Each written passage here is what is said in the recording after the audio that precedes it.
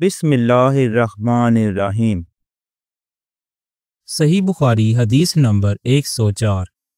انہوں نے عمر بن سعید والی مدینہ سے جب وہ مکہ میں ابن زبیر سے لڑنے کے لیے فوجیں بھیج رہے تھے کہا کہ اے امیر، مجھے آپ اجازت دیں تو میں وہ حدیث آپ سے بیان کر دوں جو رسول اللہ صلی اللہ علیہ وآلہ وسلم نے فتح مکہ کے دوسرے دن ارشاد فرمائی تھی۔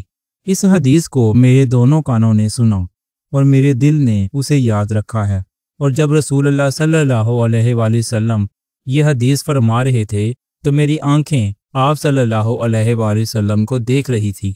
آپ صلی اللہ علیہ وآلہ وسلم نے پہلے اللہ کی حمد و ثنا بیان کی، پھر فرمایا کہ مکہ کو اللہ نے حرام کیا ہے، آدمیوں نے حرام نہیں کیا۔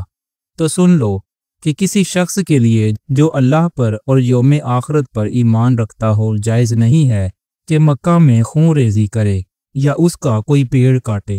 پھر اگر کوئی اللہ کے رسول کے لڑنے کی وجہ سے اس کا جواز نکالے تو اس سے کہہ دو اللہ نے اپنے رسول صلی اللہ علیہ وآلہ وسلم کے لیے اجازت دی تھی، تمہارے لیے نہیں دی، اور مجھے بھی دن کے کچھ لمحوں کے لیے اجازت ملی تھی۔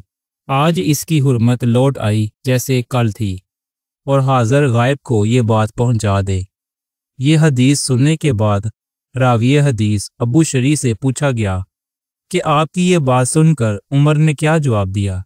کہا یوں کہ اے ابو شریح، حدیث کو میں تم سے زیادہ جانتا ہوں، مگر مکہ کسی خطا کار کو یا خون کر کے اور فتنہ پھیلا کر بھاگ آنے والے کو پناہ نہیں دیتا۔